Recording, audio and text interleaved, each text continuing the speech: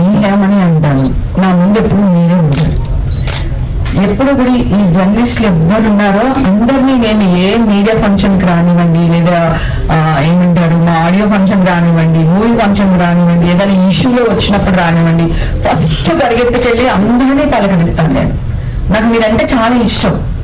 మీరు లేకపోతే నేను ఎన్ని 100 క్యారెక్టర్స్ యాక్ట్ చేసినా హేమకి ఇంత పేరు వచ్చిండేది కాదు. సో మీ వల్ల హేమకి ఇంత పేరు వచ్చింది. మీ ముందు పుట్టాను, మీ ముందు పెరిగాను. ఏ ఇష్యూ వచ్చినా నా గొంతుతో మాట్లాడాను. అది ఇండస్ట్రీకి సంబంధించిన ఎనీ ఇష్యూ ఏదైనా సరే నేను మీ ముందుకు వచ్చి మాట్లాడేవాడిని. తర్వాత ప్రభు గారు ఫోన్ చేశారు, మీలో చాలా మంది ఫోన్ చేశారు.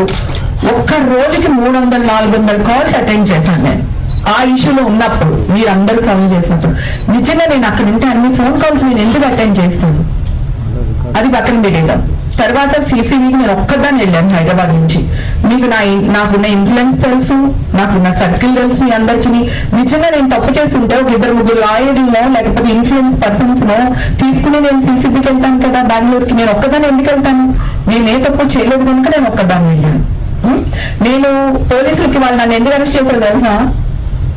నేనంట వాళ్ళు ఇచ్చిన నోటీసులకి రెస్పాండ్ అవ్వలేదంట 2-3 డేస్. ఇవాళ నోటీస్ ఇస్తే నేను రెస్పాండ్ అయ్యి వాళ్ళకి నాకు వాట్సాప్ లోనే పంపించాను, నేను వాట్సాప్ లోనే పంపించాను. నా దగ్గర ఎవిడెన్సెస్ ఉన్నాయి. ఇమ్మీడియట్ గా వాళ్ళు మళ్ళీ నెక్స్ట్ డేనే మీరు వస్తారా రారా CCBకి అని మళ్ళీ నేను పెట్టాను. నాకు ఒంట్లో బాగాలేదండి, మేము ఒక 2 days లో వస్తాము అని. అది కూడా వేశారు. హేమ ఒంట్లో బాగాలేదని చెప్తుంది CCBకి, వాళ్ళు అరెస్ట్ చేసేస్తారు, రేపు వచ్చి అరెస్ట్ చేస్తారు, ఎల్లుండి అరెస్ట్ చేస్తారు. తర్వాత ఇంకొక విషయం కూడా క్లారిటీ చేయాలండి. పోలీసులు ఇచ్చారు ఇన్ఫర్మేషన్ అంటున్నారు. ఏ పోలీస్ ఆఫీసరు నా పేరు ఎక్కడా తీయలేదు. మీరుంటే ఇప్పుడు కూడా చూపించండి, ఈ ఇంటర్వ్యూలో కూడా చూపించండి, వేయండి ఏ పోలీస్ ఆఫీసర్ నా పేరు అనౌన్స్ చేశారని. నేను చెప్తూనే ఉన్నాను, నేను బ్లాక్ నైల్ పాలిష్ పెట్టుకున్నాను, బ్లాక్ డ్రెస్ వేసుకున్నాను, అది నేను కాదు అని మొత్తుకుంటూనే ఉన్నాను. విన్నే లేదు. ఛానల్ పేరు తీయొచ్చో లేదో నాకు తెలీదు. నా వాయిస్ రికార్డ్ చేసి నేను ఏం మాట్లాడినా సరే అవన్నీ వాయిస్ రికార్డ్ చేసి వాయిస్లన్నీ వేసి రికార్డ్ చేయడం ఎంత పెద్ద తప్పండి. ఒకవేళ నేను తీసుకుని ఉంటే నేను విక్టిమ్ని వాళ్ళ ఫ్యామిలీని వాళ్ళని నడి రోడ్లకు లాక్కొచ్చేస్తున్నారు మీరు. మీకు విక్టిమ్లతో ప్రాబ్లమా, సమస్యతో ప్రాబ్లమా? మన యుద్ధం సమస్యలతో కానీ వ్యక్తులతో కాదు కదా. సో డ్రగ్స్ నిర్మూలించాలి. ఎక్కడి నుంచి వస్తున్నాయి, ఎలా వస్తున్నాయి, తీసుకుంటే మన పడే ఇబ్బందులు ఏంటి చెప్పాలి కానీ. సో మా ఫ్యామిలీని అప్పుడే నా కూతురు జాబ్కి అప్లై చేస్తుంది, అప్పుడే నా కూతురు యుక్త వయసుకు వచ్చింది. నా ఫ్యామిలీ నడి రోడ్డు మీద రాగేస్తారా? అందరితో చెప్తున్నాను, నేనేం చేయలేదు రా బాబు, మా ఇంట్లోంచే బిర్యానీ వీడియో పెట్టాను, అది నా ఇల్లు, అదే నైల్ పాలిష్ ఉంది చూడండి. ఒక నైల్ పాలిష్ నన్ను కాపాడింది. మీ ఇష్టమా? ఒక న్యూస్ తప్పు చేస్తే నాకు ఒక పెద్ద మనిషితో అంటే ఈ టీవీతో చాలా పరిచయం అండి. నేను అక్కడే మళ్ళీ నా ఇది స్టార్ట్ చేశాను, నా లైఫ్ స్టార్ట్ చేశాను, రీఎంట్రీ స్టార్ట్ చేశాను ఈనాడు నుంచి. అయితే ఆయన కలిసినప్పుడు రామోజీ గారితో కలిసినప్పుడు ఎప్పుడు మాట్లాడుకునేటప్పుడు ఏదైనా ఉంటే ఆయన నలుగురిలో కూర్చునేటప్పుడు ఒక విషయం చెప్పారండి. మనం ఎప్పుడు వ్యక్తిగత జీవితాల మీద న్యూస్లు వేయకూడదు. మనం ఎప్పుడు సమాజం మెరుగుపడడానికి ఏం చేయాలో అది చేయాలి. సమస్య పైన యుద్ధం చేయండి మీరు, వ్యక్తుల పైన కాదు. ఆ వ్యక్తులకి ఫ్యామిలీస్ ఉంటాయి, రిలేషన్స్ ఉంటాయి. నా ఊర్లో నా సొంత అక్క చెల్లెలే మీరు వేసే న్యూస్ నన్ను ఎన్ని మాట్లాడినారు తెలుసా? మా అమ్మను ఎన్ని మాట్లాడినారు తెలుసా? ఇదంతా మీకు న్యాయం అనిపిస్తుందా? సరే జరిగిందేదో జరిగిపోయింది. November 3కి నా కేసు కొట్టేశారు. November 3 హైకోర్టులో నాకు క్లీన్ చిట్ వచ్చింది. నేను అందరు జర్నలిస్ట్ అందరి గ్రూపుల్లోని నేను ఈ మెసేజ్ నాకు వచ్చిన ఏదైతే కోర్టు నుంచి వచ్చిందో ఆ ఫైల్ మొత్తం పెట్టాను. కానీ ఒక్కళ్ళు రియాక్ట్ అవ్వలేదు. ఇప్పుడు నేను ఎవరైనా ఒకరు కొట్టాను అనుకోండి, వాడిని ఎందుకు కొట్టుంటాను? వాడు నన్ను ఏదో చేయబట్టి కొట్టుంటాను కదా, కొట్టేసింది అని వేస్తారు. అసలు ఆ అమ్మాయి ఎందుకు అతను కొట్టాల్సి వచ్చింది, వాడేం చేశాడు, ఆ కోణం ఆలోచించారు. ఇవన్నీ పక్కన పెడితే నేను CCBకి వెళ్ళినప్పుడు June 3కి వెళ్ళానండి. అదే రోజు నన్ను అరెస్ట్ చేశారు. ఆ రోజు నా టెస్టులు తీశారు గవర్నమెంట్ హాస్పిటల్. ముందు మీడియా వాళ్ళు ఎవరు లేరు. టెస్టులు చేసి బయటకు వచ్చేటప్పుడు మీడియా వాళ్ళు వచ్చారు. ఓకే, వచ్చినప్పుడు నేను గబగబా మీడియా వాళ్ళు నాకు అండగా ఉంటారని గబగబా వచ్చి నా టెస్టులు ఇప్పుడే తీస్తున్నారు, ఈ టెస్ట్ రావడానికి 15 రోజులు పడుతుంది, మీరు పాజిటివ్ వచ్చిందని ఎలా వేస్తారు అని నేను కొంచెం గట్టిగా ఆవేదనతో గట్టిగా మాట్లాడాను. అప్పుడు ఒక పోలీస్ ఆఫీసర్ వచ్చి నా నోరు మూగిపోయింది.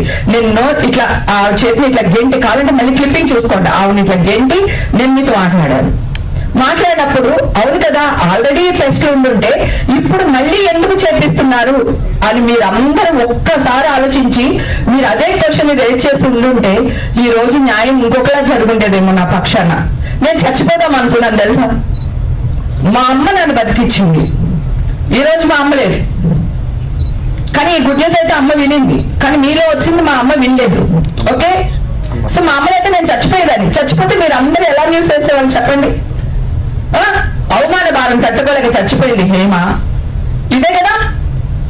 అమ్మ ఏ తప్పు చేయలేదు, మా వల్ల చచ్చిపోయిందని అనుకోవట్లేదు. అవి కోర్టుకి వెళ్తాం, ఒక రేపు చెక్ బౌన్స్ అవ్వచ్చు, లేదా ఇంకోటి అవ్వచ్చు. నేను మనిషినే కదా, వెళ్తాం, కోర్టుకి వెళ్తాం, లేదా స్టేషన్కి వెళ్తాం, ఇంకొకటి వెళ్తాం.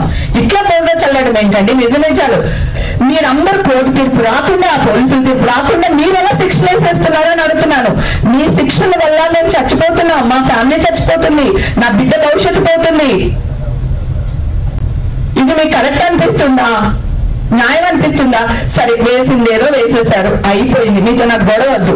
కానీ November 3 నాకు వస్తే ఈ రోజు వరకు హేమకి క్లీన్ చిట్ దొరికిందని ఒక్క వ్యక్తి కూడా ప్రచురించలేదు తెలుసా మీకు. నేను ఛానల్కి వెళ్ళి, నేను ఛానల్ సీఈఓలతో మాట్లాడి 2 నెలలు ఇవాళ ఫ్రీ లేదు హేమ, రేపు మాట్లాడదాము, ఎల్లుండి మాట్లాడదాము, అవతెల్లుండి మాట్లాడదాము అని ఇన్ని నెలలు గడుపుకొచ్చారు. ఇప్పుడు కొన్ని ఛానల్స్ వాళ్ళు రియాక్ట్ అయ్యి నా కోసం ఇంక నా బాధ భరించలేక, లేకపోతే నేను ఇలా ప్రెస్ మీట్ పెడతానేమో, ఇంకోటి ఏదో జరుగుతుందేమో, ఓ మంచిగా చెడుగో మళ్ళీ న్యూస్ ప్రచారం చేయడం మొదలు పెట్టారు. ఇది తప్ప కాదో చెప్పండి. రేపు నేను నా బిడ్డకి మ్యారేజ్ చేయాలనుకుంటాను, నా భవిష్యత్తులో నేను ఇంకొకటి అవ్వాలనుకుంటాను. ఎవడో ఫోన్కిస్తే గొట్టంగాడు ఇది డ్రగ్స్ లో ఉంది, ఇది మాట్లాడుతుందని నన్ను హేళన చేస్తాడు కదా.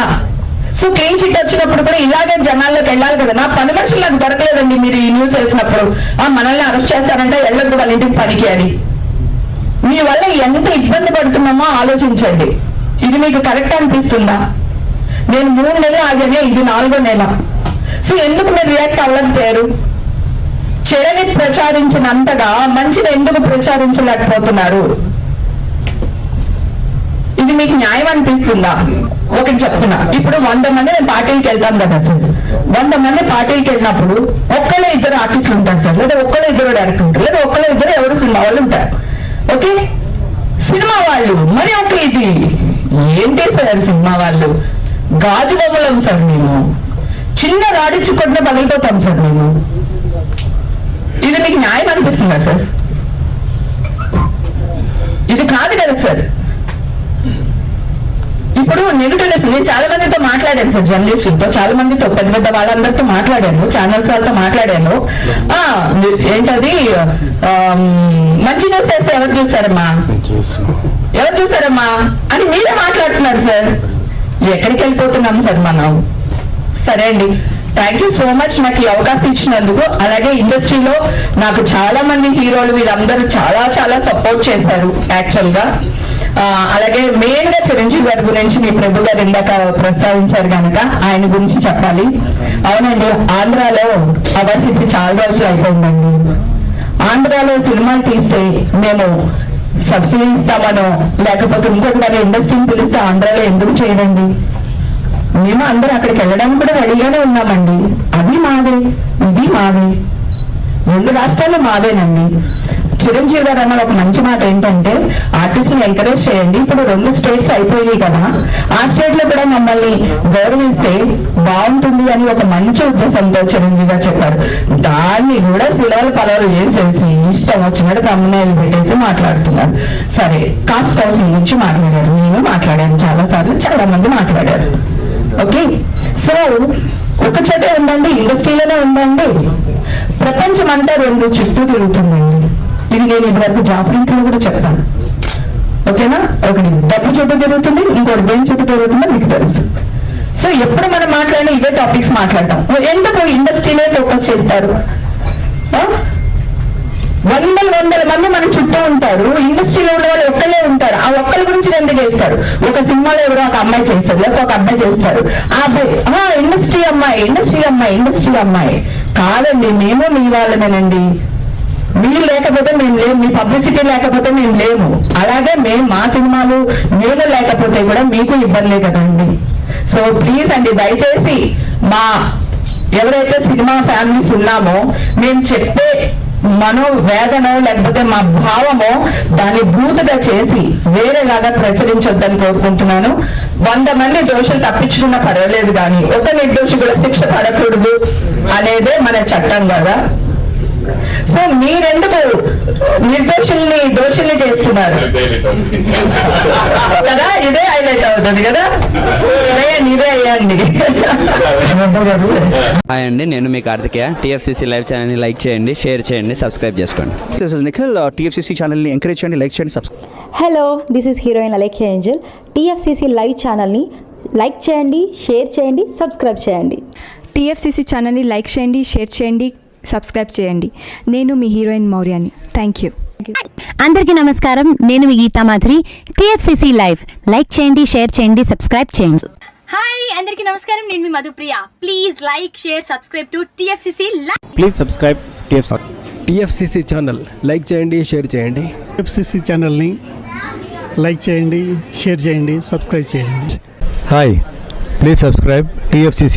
Hello, this is your all Sipligunj. Please do subscribe TFCC live channel. Thank you so much. Please do subscribe to TFCC live channel and like, share and subscribe చేయండి. హాయ్, నేను మీ Vijay Shankar. TFCC channel do subscribe, like చేయండి, share చేయండి. Thank you. నమస్తే, నేను మీ Karthika. TFCC ఛానల్ని share చేయండి, like చేయండి, సబ్స్క్రైబ్ చేయండి. అందరికీ నమస్కారం, I'm your favourite actress Ankita Maharana. Like చేయండి, షేర్ చేయండి, సబ్స్క్రైబ్ చేయండి. TFCC live. Love you all. TFCC live ఛానల్ని లైక్ చేయండి, సబ్స్క్రైబ్ చేయండి. అందరికీ నమస్కారం. TFCC లైవ్ లైక్ చేయండి, షేర్ చేయండి, సబ్స్క్రైబ్ చేయండి. నీ heroine Srujitha Ghosh. Thanks to all of you. Hi, నేను మీ లావణ్య. మన TFCC లైవ్ ఛానల్కి సబ్స్క్రైబ్ చేసుకోండి. అలాగే ఇందులో అప్లోడ్ చేసే ప్రతి వీడియోను లైక్, షేరింగ్గా కామెంట్ చేస్తూ ఉండండి. అలాగే ఇక్కడ కనిపించే ఈ బెల్ ఐకాన్ని మీరు ఇలా క్లిక్ చేసినట్లయితే ఇందులో అప్లోడ్ చేసిన ప్రతి వీడియో నోటిఫికేషన్స్ మీకు వచ్చేస్తాయి. Hi, this is Poojitha. Please subscribe to TFCC YouTube channel. Hi అండి, నేను మీ అనుశ్రీ. మన TFCC లైవ్ ఛానల్ని లైక్ చేయండి, షేర్ చేయండి, అలాగే సబ్స్క్రైబ్ చేయండి. ఇది TFCC live. Like, share, subscribe చేయండి. Zia Noorin Shari. Bye. Please subscribe to TFCC. Hi, నేను మీ Saptagiri. Please subscribe TFCC. Hi everybody, యూట్యూబ్లో సబ్స్క్రైబ్ చేయండి, వ్యూ చేయండి, ఫాలో చేయండి for all news about Telugu film.